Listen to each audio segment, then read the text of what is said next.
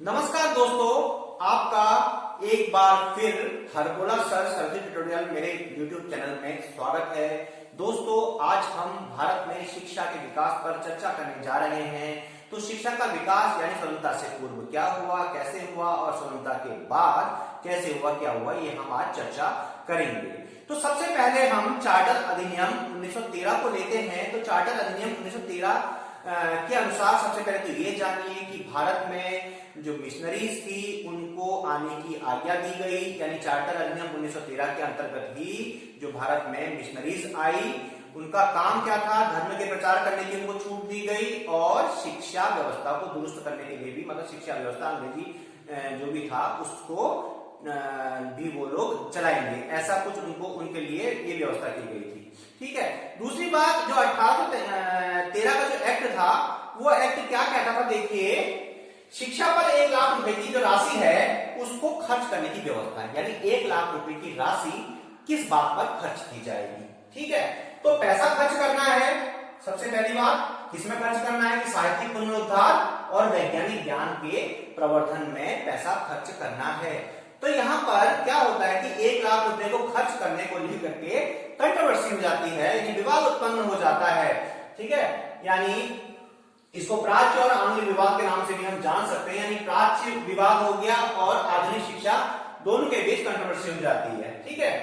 तो अब क्या होगा कि इस कंट्रोवर्सी को दूर करने के लिए लॉर्ड मैकाले 1829 में लॉर्ड विलियम बेंटिक की जो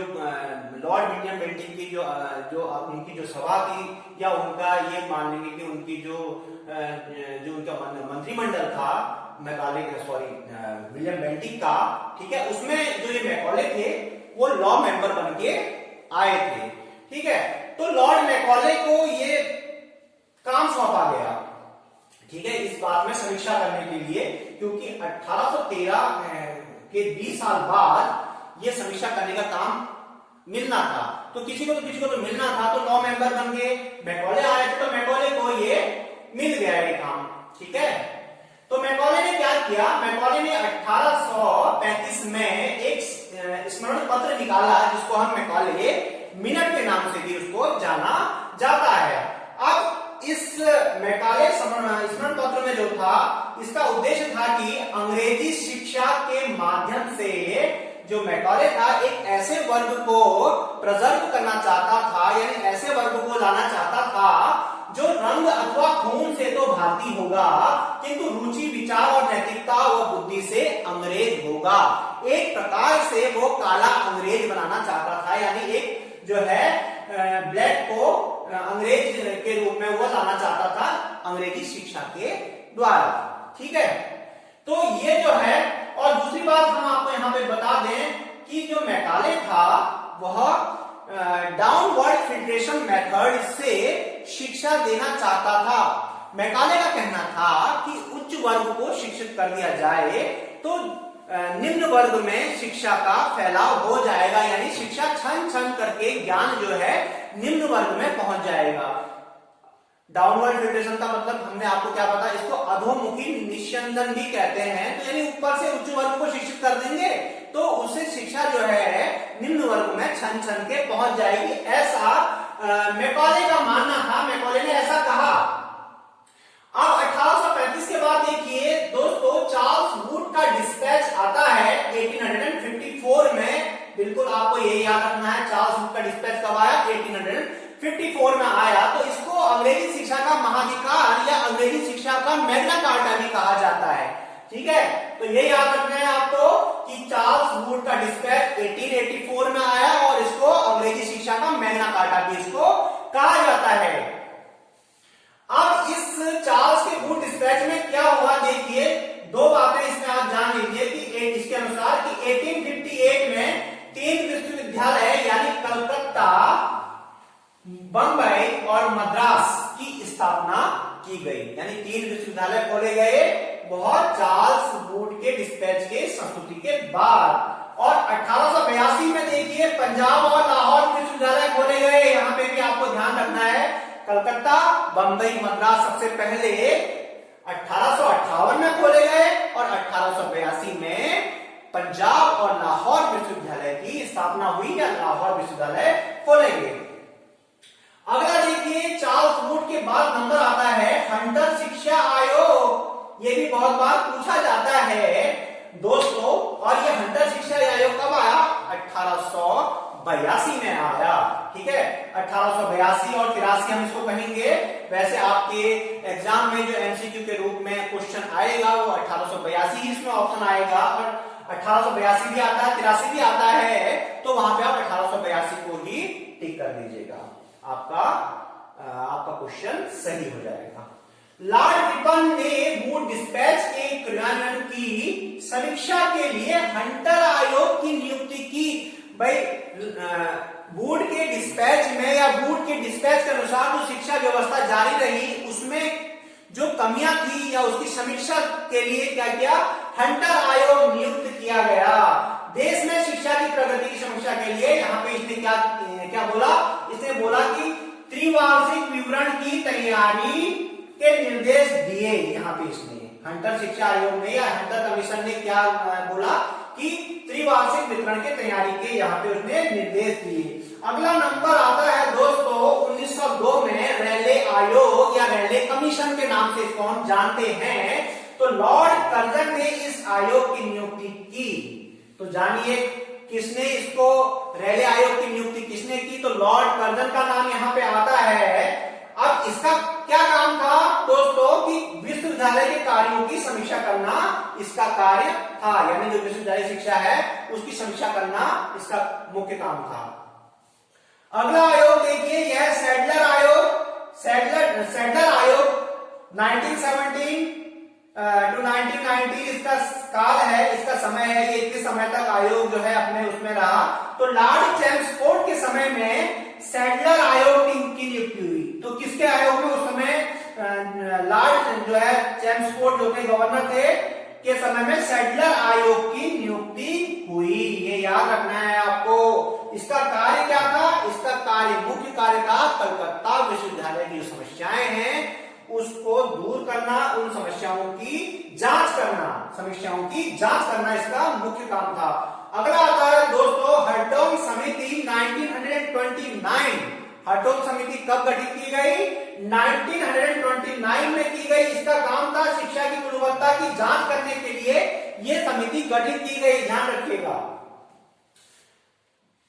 इसके बाद देखिए लास्ट स्वतंत्रता से पूर्व वाले में सबसे लास्ट में देखिए वो है वर्धा योजना।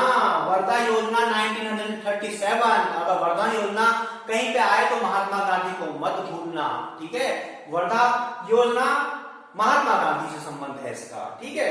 तो महात्मा गांधी ने वर्धा में अखिल भारतीय राष्ट्रीय शिक्षा सम्मेलन का आयोजन इन्होंने करवाया था। किसने करवाया था? महात्मा गांधी ने करवाया था। तो इन्होंने एक कमेटी गठित की थी, तो डॉक्टर जाकिर हुसैन की अध्यक्षता में जो कमेटी जो थी डॉक्टर जाकिर हुसैन की अध्यक्षता में बनी थी, ये उन्होंने इसमें गठित करवाई, ठीक है। अब देखिए दोस्तों स्वतंत्रता के पश्चात शिक्षा में क्या सुधार हुए, यानी शिक्षा में कौन कौन से कमीशन आए, ये हम यहाँ पे जानेंगे। ध्यान दीजिएगा, बहुत ही महत्वपूर्ण है, क्योंकि प्रवक्ता भर्ती परीक्षा का एग्जाम होने वाला है बहुत जल्दी। मार्च में इसकी डेट आने वाली है, तो मार्च में इसका एग्जाम होने वाला है। तो इसके लिए हमें यहाँ पे ध्यान देना है इसमें, क्योंकि बहुत ही काफी इंपोर्टेंट है आपके लिए भारत में शिक्षा का विकास। तो इसमें स्वतंत्रता के पश्चात देखिए, स्वतंत्रता के पश्चात जो सबसे पहला आया वो है राधा कृष्णन आयोग 1948-49, ठीक है। तो ये जो आयोग था ये विश्वविद्यालय शिक्षा पे सुधार के लिए था। इसको विश्वविद्यालय अधिनियम भी कहते हैं इसको, ठीक है। इसके बाद आता है माध्यमिक शिक्षा आयोग 1952। माध्यमिक शिक्षा आयोग 1952, इसकी अध्यक्षता डॉक्टर मुदालियर ने की थी। याद रखिए, माध्यमिक शिक्षा आयोग मुखिया कौन थे इसके? डॉक्टर मुदालियर इसके मुखिया थे। विश्वविद्यालय का पाठ्यक्रम 12 वर्ष से घटाकर इसमें 11 वर्ष किया गया। मुख्य बातें क्या थी इसकी? जो विश्वविद्यालय का पाठ्यक्रम था उसको 12 वर्ष से घटा करके 11 वर्ष कर दिया गया। और इसमें दूसरी बात क्या मुख्य थी? वह त्रिभाषा सूत्र को लागू किया गया। अब ये त्रिभाषा क्या है? तीन भाषा, किस भाषाओं की बात कर रहे हैं? तो पहली भाषा मातृभाषा, दूसरी भाषा संघीय भाषा, फिर है तीसरी भाषा अंग्रेजी भाषा, यानी त्रिभाषा सूत्र ने मातृभाषा, संघीय भाषा और अंग्रेजी भाषा की यहाँ पे बात की गई, त्रिभाषा सूत्र को लागू किया गया। ठीक है, अगली बात हम आपको बताते हैं, विश्वविद्यालय अनुदान आयोग 1956 में ये आया, विश्वविद्यालय अनुदान आयोग जो बना 1956 में। तो 1956 में भारतीय संसद ने एक विश्वविद्यालय अनुदान आयोग अधिनियम पारित किया था इसके लिए। 1956 में उन्होंने एक संसदीय अधिनियम पारित किया। ठीक है, तो इसके अनुसार क्या था कि केंद्र सरकार 9 सदस्यों की नियुक्ति करेगी, यानी केंद्र सरकार इसके 9 सदस्यों की नियुक्ति करती है और प्रत्येक सदस्य 6 वर्ष के लिए वहां पे रहता है। अगला देखिए दोस्तों, वह राष्ट्रीय शिक्षा नीति, बहुत ही इंपॉर्टेंट है, काफी महत्वपूर्ण है, 1986, याद रख लीजिए, भारतीय राष्ट्रीय शिक्षा नीति 1986 बहुत ही महत्वपूर्ण है। इसमें देखिए जो बात, एक बात और याद रखनी, जो नवोदय विद्यालय यानी जवाहर नवोदय विद्यालय खोले गए वह इस शिक्षा नीति के अंतर्गत ही खोले गए, और ये जो नवोदय विद्यालय हैं जितने भी, वो आज भी शिक्षा के बड़े अच्छे केंद्र हैं। हर कोई अपने बच्चों को आजकल नवोदय विद्यालय में भेजना चाहता है, क्योंकि शिक्षा की गुणवत्ता। ठीक है, ऑपरेशन ब्लैक बोर्ड, यहाँ पे कुछ मैं आपको पिन पॉइंट बताने जा रहा हूं, यहाँ पे ध्यान दीजिए, नोट चाहे तो नोट कर सकते हैं, बहुत ही महत्वपूर्ण होगा ये। ऑपरेशन ब्लैक बोर्ड देखिए, ऑपरेशन ब्लैक बोर्ड 1987 से 88, ठीक है, याद कर लीजिए। ऑपरेशन ब्लैक बोर्ड क्या था, यानी ब्लैक बोर्ड ऑपरेशन का मतलब ये हुआ कि स्कूल में, प्राथमिक विद्यालयों में जो आपके आधारभूत जो संसाधन होते हैं, ब्लैक बोर्ड से लेकर के डेस्क है, बेंच है और आपके चौक डस्टर है, तो इन सब चीज की कमी को दूर करना। ठीक है, अगली चीज देखिए, यहाँ पे आता है मिड डे मील, एमडीएमडी इसको शॉर्ट में कहते हैं। मिड डे मील हम बोलेंगे तो मिड डे मील आएगा तो 1995 का साल जो है मिड डे मील के लिए जाना जाता है। मिड डे मील लाने का मुख्य उद्देश्य क्या था कि बच्चे स्कूल कम आ रहे थे, उनकी उपस्थिति को बढ़ाने के उद्देश्य से मिड डे मील की व्यवस्था की गई, जिससे कि बच्चे कम से कम उनको दिन का खाना मिल जाए। ठीक है, बच्चों को पोषण मिले, इसलिए मिड डे मील की व्यवस्था की गई। अगला देखिए, स्कूल चलो अभियान, ये 1995 और 96 का है, स्कूल चलो अभियान। ठीक है, सर्व शिक्षा अभियान, सर्व शिक्षा अभियान 2000 से 2001 का समय जो है सर्व शिक्षा अभियान का है, ध्यान दीजिए। ठीक है, निःशुल्क एवं अनिवार्य शिक्षा 2009 में ये जो है आपका आया, निःशुल्क एवं अनिवार्य शिक्षा, सबके लिए शिक्षा।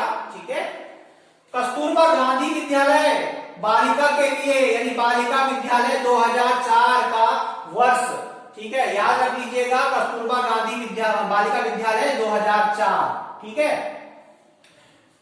अगला देखिए, राष्ट्रीय पाठ्य चर्चा रूपरेखा, जिसको एनसीएफ यानी नेशनल कैरिकुलम फ्रेमवर्क भी कहा जाता है, 2005। ठीक है, 2005 एनसीएफ। ठीक है, अगला है देखिए, शिक्षा का अधिकार अधिनियम, शिक्षा का अधिकार अधिनियम यानी 2009 आया, और ये लागू कब हुआ, 1 अप्रैल 2010 से इसको लागू किया गया। फिर आता है इंदिरा गांधी मुक्त विश्वविद्यालय, इग्नो भी बोलते हैं इसको, तो ये इग्नो बना 1985 में, याद कर लीजिए, बहुत ही इंपोर्टेंट होगा ये आपके लिए। अगला देखिए, राष्ट्रीय शिक्षा संस्थान इलाहाबाद 1964 में बना, ये राष्ट्रीय शिक्षा संस्थान कब बना, 1964 में इलाहाबाद में। एनसीईआरटी बहुत इंपोर्टेंट, बहुत इंपोर्टेंट, एनसीईआरटी एससीईआरटी। ठीक है, ये 1961 में एनसीईआरटी आया और एससीईआरटी आया 1981 में। बेसिक शिक्षा परिषद, बेसिक शिक्षा परिषद 1972 में आया। कब आया दोस्तों, 1972 में आया, याद कर लीजिए बिल्कुल।